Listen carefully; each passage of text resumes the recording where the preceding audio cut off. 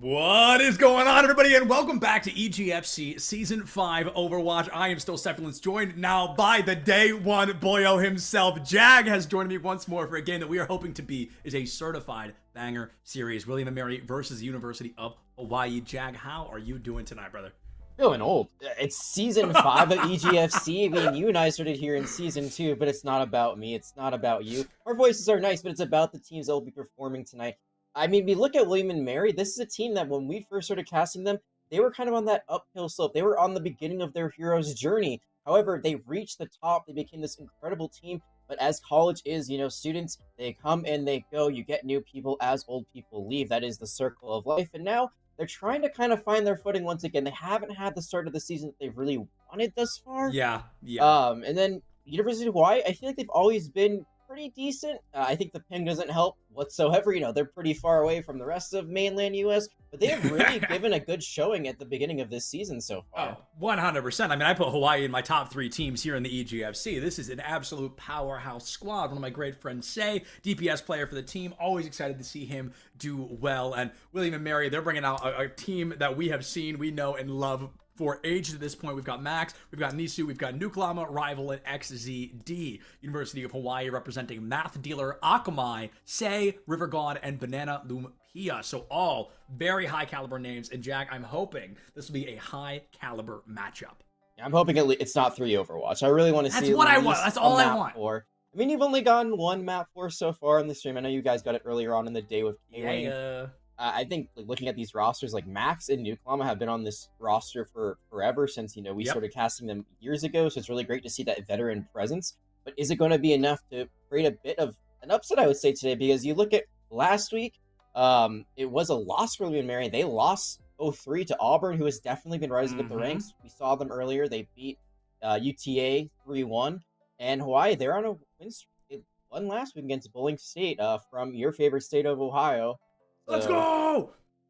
Yeah. We do love Ohio. Big represent for Ohio. But I got to say, Jack, I think you bring up a great point. Both these teams feeling good, looking good. But William, they've got room to look better. And they're going to have to work really hard to try and do that tonight. Starting on possibly the 2 best maps in the game, might we say. Ilios and Kings Row to kick things off tonight.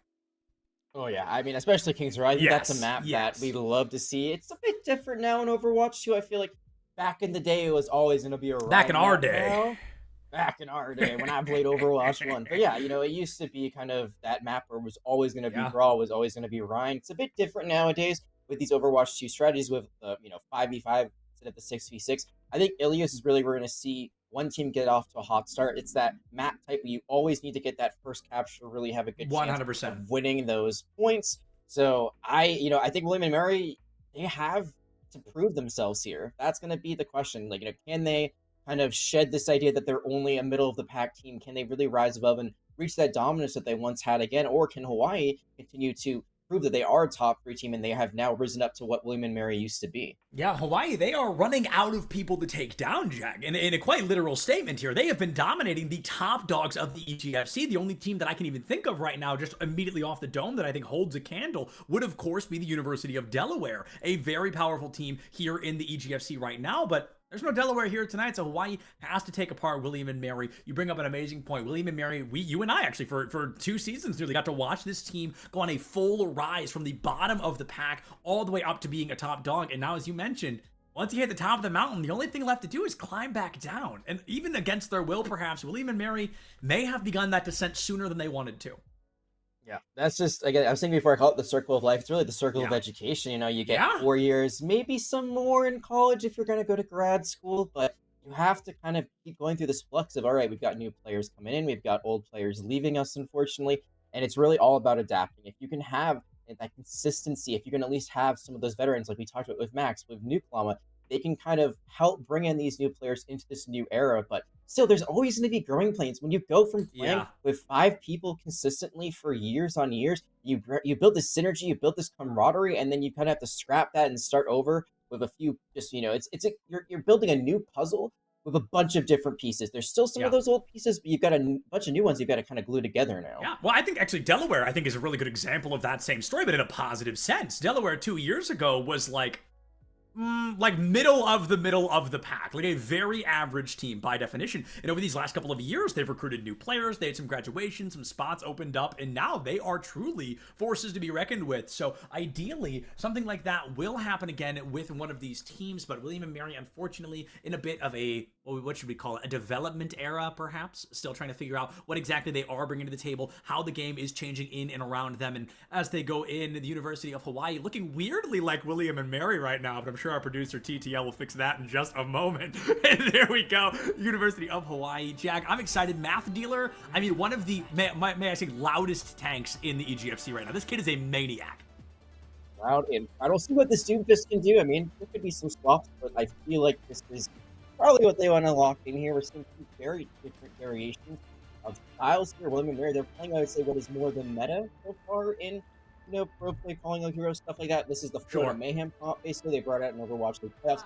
Stigma Brawl, which is very weird to say Stigma and Brawl in the same thing. Usually post players are running at them for your, grasp with the field, and you can do a lot of wonders. University of Hawaii, they're going to be playing more of a, I don't want to say dive, but at least a more fast-paced comp. Yes. Punches in. Hopefully, you have play over the top with all those sticky bombs, with the focus beam that can melt someone down. There'll be whether or not Hawaii can play fast enough to catch William and Mary off guard, or will this more team-based composition that William and Mary has be able to run them over? Now, Say has been a leading force for the University of Hawaii for ages now. I talk about him all the time. He's a good friend of mine, but he's an even better player. I mean, the kid is incredible at what he does. No bias ever. I love both these schools, so I feel like if anything, I get to be biased for everybody, which is very exciting for me personally. But I will say, no pun intended, that Say is traditionally kind of the scale tipper for the team. If he's leading, they're winning. But if Say is getting canceled out early on, it's really difficult for Hawaii to capitalize off the back. Luckily, though, look who's one of the first in the kill feed. It's Say with a double kill already. So there's that driving force once more. The fight ends before it can even really begin, and William and Mary will steal about 1/5 of the point. I'd be surprised to see Hawaii let go of it from here on out. You can see the swaps already coming in from William and Mary. They had realized this is not going to work. They can't play that traditional kind of hold the point composition, especially when you don't have those symmetric turrets that can really stop anyone from coming onto the point. Yeah. University of Hawaii, they can just keep running around. They can run circles around what William and Mary is doing. They're going to go for some more mobile DPS, but Hawaii has so many DPS. I mean, they've got every ultimate except for supports now, so they have so much to work with here. It's going to be really difficult for William and Mary to break this hold. Ooh, Math Dealer takes it in deep, goes for the slam down, and Nuklama just panics in an instant. Both supports have been deleted. What is the inverse of supportal combat? Because that's what we're getting to see right now. Rival on the Sojourn swap will take Say out of the equation. The Assages win. There's a joke in there that I can't pronounce, but point stands. William and Mary, a little bit of bloodshed. Unfortunately, not enough for them to win that fight out.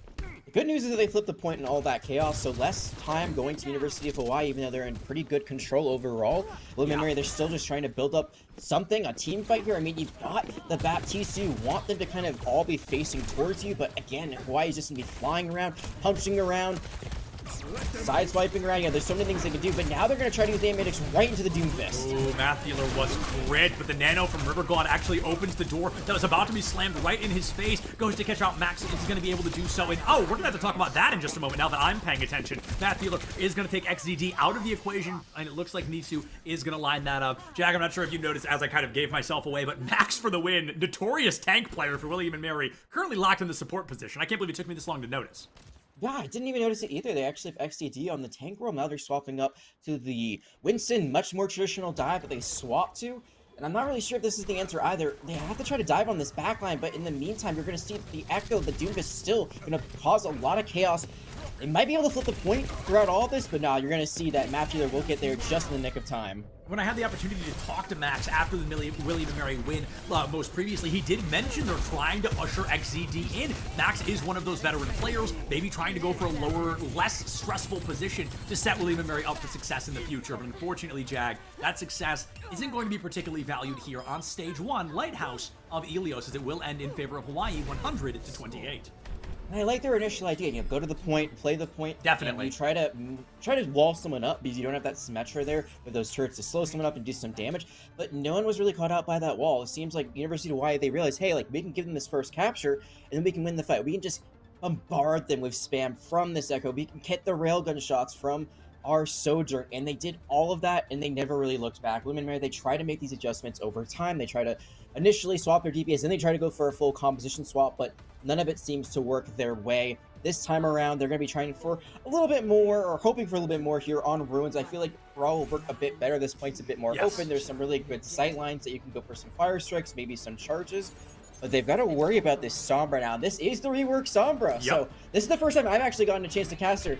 Now she's got the virus. You know, she doesn't have really... She's gross now, bro. She's gross. She can 0 to 100 you really quick. Yeah, new Sombra is terrifying. And we don't even get a huge look as Math Dealer gets a double environment. I told you, this kid's a beast. I was not kidding. Math Dealer is a maniac, especially on this Doomfist. He loves to get the environmental kills. He loves to create the space for the team. And he loves to dominate an early matchup the way that he has now 2 stages in a row. He did the same thing back on Lighthouse. Yeah, there's one place you don't want to be with a Doomfist in your sights, and that is on the edge. You do not want to get environmental seriously. And once you lose 1 or 2, as what happened in that last fight, it's basically GG, go next for that push. But Luminary again making these changes. They're going to go to Orisa instead. No more Bastion. But this Sombra is just going to be so annoying to deal with. And that virus... Rival's dead. Wait. Nope. Barely gets out, but so weak.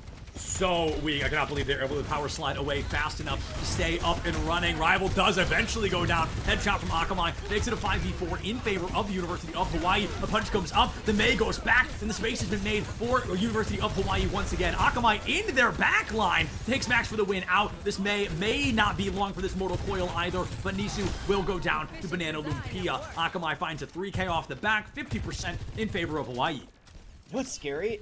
Hawaii has invested nothing. I mean, yes, they're very scary overall, but they've also invested no ultimates yet. They have their Doomfist ultimate, they have the Sojourn ultimate ready to go. They've already gotten half of the percentage they need to finish off this, not only sub-map, but the map as a whole and go up 1-0.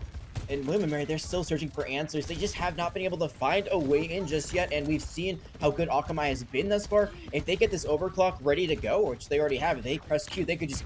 A lot of heads might roll. That's the summary of this. I could not agree more. Akamai, unbelievably surgical precision with this Sojourn in particular, and already Nisu is taken out. A second one stolen away from Math Dealer's ultimate, and it's going to be a third before they finally go down to their rival. Sojourn is going to be eliminated. Rival puts down a 2K to answer back. In critical condition, somebody just flicked the guy in the ribs. Rival finally bites the bullet, and Hawaii has all but guaranteed this first map victory. They have the rally ready to go. There could be a potential primal leap in from the Winston from XTD to get that final second contest. But a huge ante is going to stop that push from coming in at least at full power. Rally up and running. The Winston is here, but it looks like it may be a delay of the inevitable. Max for the win. Can't even deal damage through his amplification matrix. Has to try and keep their tank, that Winston, alive. XCD jumps back out, and for the first time in a long time, William and Mary actually seems like they may have a chance at success if they play their cards right. It's risky, it's dangerous, but it's possible, and XCD has gone down, so that possibility has all but thrown itself out the window. Banana Lumpia boops the Lucio away. Baptiste cannot jump down in time, and Hawaii will win map number 2. I don't know if that one counts, Dan, because the Lucio was there. He got whip shot away. But either way, it is a victory for the University of Hawaii. Yeah, I'm not exactly sure where that goes on the C9 counter, but regardless, it's a win at the end of the day for Hawaii, and a very dominant one. They did give up some play percentage on that first map, but on Ruins, it was just all them all the time, and this is the problem of dealing with, like, if you've got a Doomfist as good as Map Dealer on the other side, how do you deal with this? You try to run trade into them with the Rhine, with the Orisa, doesn't work. You try to dive the backline with the Winston, well, it doesn't matter because Map Dealer is just causing too much chaos for your backline. So you don't actually end up trading at all. You just end up losing. This is going to be a math equation that I'm not sure if Lim Mary can solve just yet. And I think the missing piece of the puzzle, Jack, the missing part of the equation is the support line of the University of Hawaii. Of the players that I talk about, they are actually not mentioned very often because they are just so consistent. They don't do anything to blow minds. They don't do anything to make huge plays. But Banana Lumpia and River God are possibly the 2 most consistent supports in the entire EGFC. They do not let people die if they can have anything to say in it. It is incredible. The accuracy is there. The peel from Banana to constantly keep River God alive. It is incredible. The synergy between the 2 of them are a synergy that I feel we do not see between supports in the collegiate scene very often. Every move they make, it seems like they are constantly making it in synergy with one another. You know, there's a good saying from back in the olden days, once again going back to Overwatch, when we had the Mercy meta, which is basically, if you don't hear about the main support, they're doing their job. You know, usually if it's talking about the main support, they have messed up, and that is what we are talking about. But in general, I mean, as supports, you know, it doesn't have to be the flashiest playstyle. It doesn't have to be the Zenyatta playstyle of old. I'm thinking back to, season 1 of Overwatch League. Right. We have I have Jonak, that kind of playstyle where you're being the DPS as well. If you are keeping your carries alive and you are staying alive yourselves, you're rotating for each other, you are making sure that you're not getting dove yourselves, like you are doing exactly what you need to do. But speaking of what needs to be done on King's Row, William and Mary, they're choosing attack first. And I hope they have some sort of game plan going into this, because attack, if they get full health, it could be a very quick map overall. Yeah, that's it's interesting, Jack. That is a really fascinating observation to make. I completely agree with you. Going on the attack makes it just a little bit harder to live. Obviously, if it sounds so dumb, but it's just so difficult to stay alive in a circumstance like this, especially when Hawaii has been so lethal with their callouts, with their team coordination and their team focus. It makes it really difficult to find the success of an elimination. Now, I'm looking at Hawaii. I'm seeing Say locked in on Junkrat. People that don't know me and Say are understanding why I like him so much in this moment. I love Junkrat, and Say is probably the best collegiate Junkrat I have ever had the opportunity to cast. So I think this is going to be a terrifying thing to walk into. I think the University of Hawaii is offering one of the highest damage dealing compositions to walk into in a choke like King's Row. And I think William and Mary is going to have to make some pretty aggressive changes to win out of this. It's a lot of spam. I mean, you can play at distance. This is like the actual Sigma poke comp that we used to have of old. I mean, Ilyari, the newest character in Overwatch, she adds so much damage. If she hits headshots, like, you're just absolutely mowed down. And not only that, but her healing pylon is ridiculous because it stays up even if she ends up falling. So the real question is, can William and Mary get on top of them? Because they're actually going to swap themselves and play Sigma as well, but they're going to play the Brawl variation. So they want speed. They want to Lucio speed boost all the way in and just run straight at them and hopefully not get immediately just poked out by this Junkrat. The Junkrat himself almost got poked out. That was almost a lethal error to be made, but it looks like Say is going to be able to back up long enough. And Olympia, the first one to taste blood in a moment like this, and Naisu will be able to find that headshot in a fundamental moment. Going to be a double elimination now against Math Dealer as well. Banana Lumpia has gone down. The pylon missing as well, so a full healer offline. Akamai gone from this mortal coil, and the University of Hawaii's defense, Jack, it crumbles in seconds. I said before, they had to have a plan going into this, and they clearly did. Just use absolute ruthless aggression. The University of Hawaii's comp can work, but only if they get the space that they need, and it looks like William and Mary, they just had no fear. They did not care about the fact that they were getting poked down. They gotta be careful now, because they might end up falling, but you can see they're rotating their ability usage really nicely. Yeah, rotating the ability usage to keep things up and running. Math, okay, wowza, there's not a fight here. Okay, bye, we're done so. Math Dealer has gone down in the University of Hawaii. They've got a couple of ultimates to work with, but unfortunately, Jack, I think they're gonna have to wait a little while to try and use them later down the line, because the second that Math Dealer went down, Hawaii had to tuck tail and try to get out of dodge, and they're still barely gonna be able to, because William and Mary won't let up. There's so much space that's been given over here. Usually you want to play for that first archway as a defender here on King's Row, because it's just such a good spot. Like, there's no way to really get around it. Sure, there are other avenues, but no one really ever takes them. And you have so much natural cover, but instead they're giving up everything. They've given up Bookstore, and they might be giving up their lives here if this Gravitic Flux as well as this Artillery Strike go off.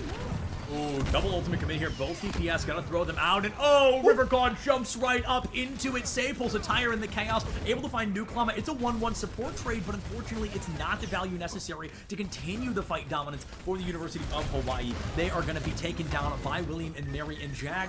While the control map didn't feel necessarily close, by golly, King's Row, there is some bloodshed here. William and Mary, they are dominating this early attack. Hawaii, I think they got to swap some things up. You do see that they have now, they went to Lucio actually a little bit ago because they had the sound barrier already locked on, but they're not really using that Lucio, I think, to its full potential. They're not really running in. They're going to be aggressive for the first time now, but there's going to be an immortality field to make sure that the Gravitic Flux doesn't get much of anything. Oh my goodness, every ultimate under the sun. It's go time, it's show time. What is that, Symphony? I mean, it is going to be every ultimate under the sun here. Double AM Matrix, the beat on one side. Gravitic Flux answered out by Akamai's overclock. Actually, that may be the first silent overclock I have ever seen from Akamai, as they were just not able to find eliminations in the chaos of that moment. The one ultimate that Hawaii was going to need immediately goes down. Say on the May just cannot do enough today, as William and Mary will roll through. Rhyme. I couldn't think of the fourth one. Dang it. Dang it. It'll come to you eventually. It'll get there. What really was helpful there for William and Mary was that they kept their sound barrier second. You saw that. We didn't even have it. Yeah, Banana Lumpia had to use it like early on, and then they just were able to build it up for Nuke Llama, and then they could be very, very aggressive on it. They know they have that extra shielding, so they can just run in once again, and they are making amazing time on this map.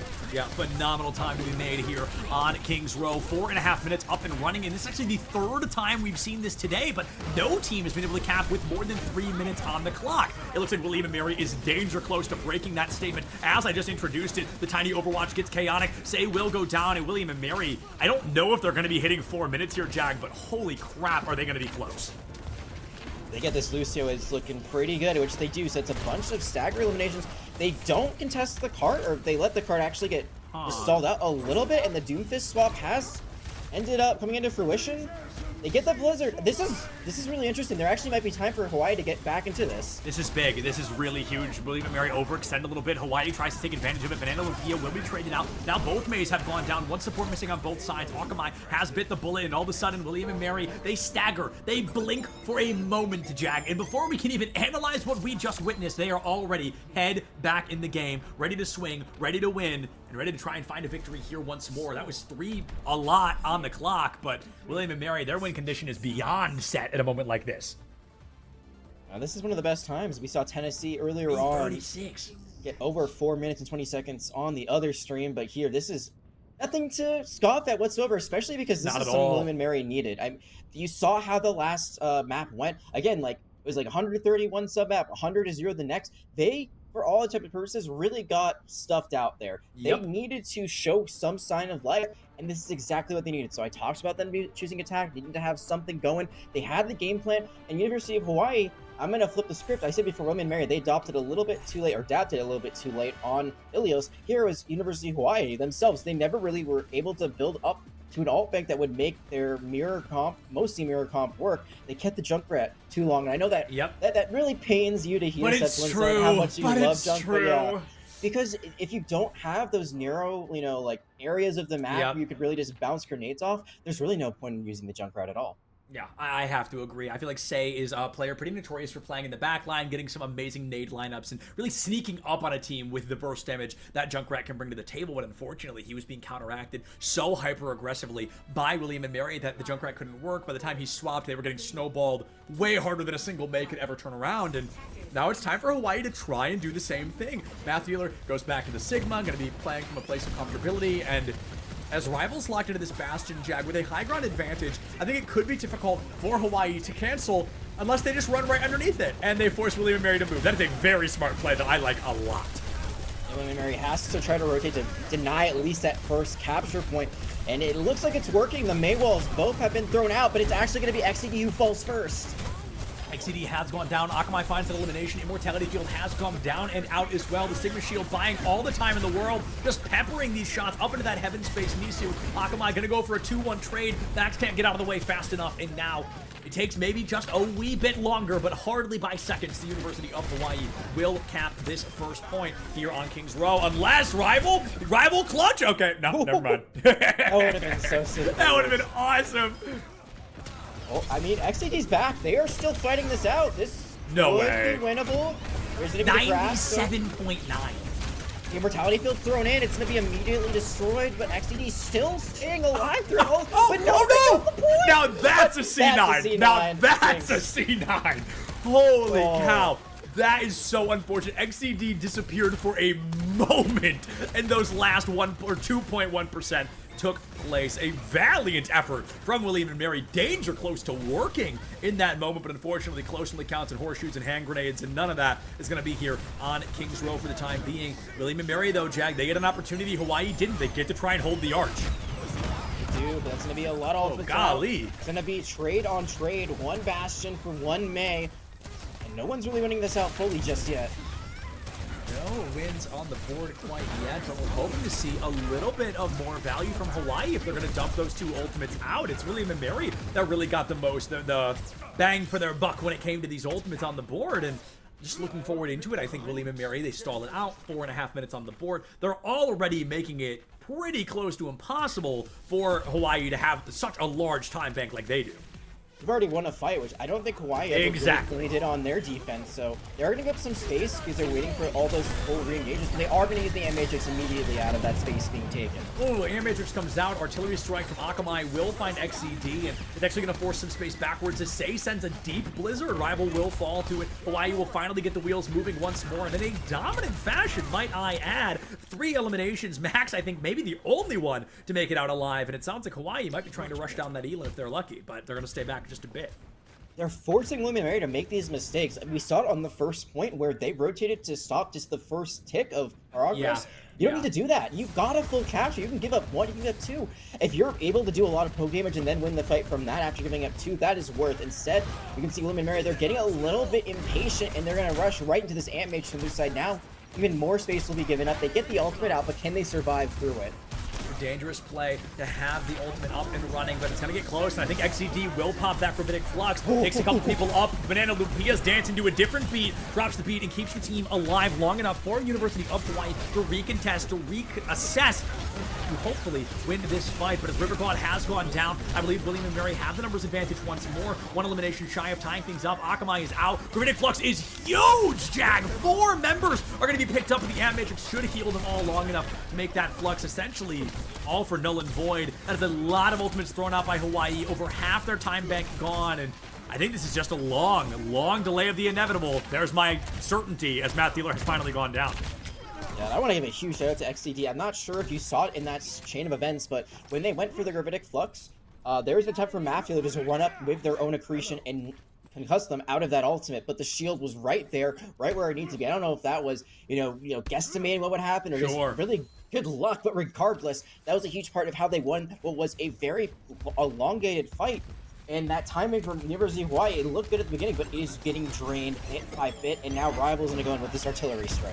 Artillery strike deep into center of Kings Row, and a silent one at that. Goes for kind of the late third shot, a very common strategy we'll see from players pretty often, but I think pulls a little too late, and they had time to get out of the way, so it's going to be an ultimate they may want back. Akamai says, all right, sit back, Rival. This is how you do it! And it's going to be Nisu. That goes down in the blink of an eye. Banana Lumpia will unfortunately be traded, but another trade falls through. Math Dealer has gone down. XCD, critical condition. They can get the pick. Hawaii can stay in the mix, but wow, that's a hell of a commitment. It works though, and it looks like it did. You could see that Baptiste was taken out before they could actually get on the ground. The Immortality Field was not in their line of sight because of that, and it was a desperate play, but William & Mary, they are continuing to hold strong on this second point, and only a minute and a half now for University of Hawaii, and only support ultimates to work with here. It's getting dire. It did force out the sound barrier as well, which I think is possibly the biggest thing there, is now you've got a huge sound barrier advantage from University of Hawaii. But you got to win this fight quickly, because if you give enough time for William & Mary, they could rebuild their ult bank. Could rebuild the ult bank, and that's kind of the win condition for the time being, perhaps. University of Hawaii, as you mentioned, they've got the support ultimates to work with. They're going to pop an Amp Matrix early, and one gets walled out by Say on the high ground. Nuklama, the first one to go down to that Bastion Bomb. We saw a 4K Bastion Bomb on Kings Row earlier today, and I don't know if we're going to be getting that same level of value, but value is being found regardless. Banana Lumpia drops the beat, but Akamai will go down fast enough. It is all for naught. Rival has been traded. A 4 up, 2 down Gravitic Flux from Math Dealer, and while it may be late, Jag, I am truly a believer of better late than never. William & Mary will lose that second point, and Hawaii has 2 minutes on the clock. Already at least a minute and a half less, and probably a lot less if they even get a chance to actually finish this map out. So you can't really lose much. You get maybe 1 fight loss from here on out if you want time and to actually get extra rounds. And you got to do something like really quickly. I would love to see an artillery strike right off the bat try to get their Mortality Field out, but instead they're actually going to get their Sigma caught out. Sigma has been caught out early on. Immortality Field from River God has gone out. Akamai has been very successful with these artillery strikes so far.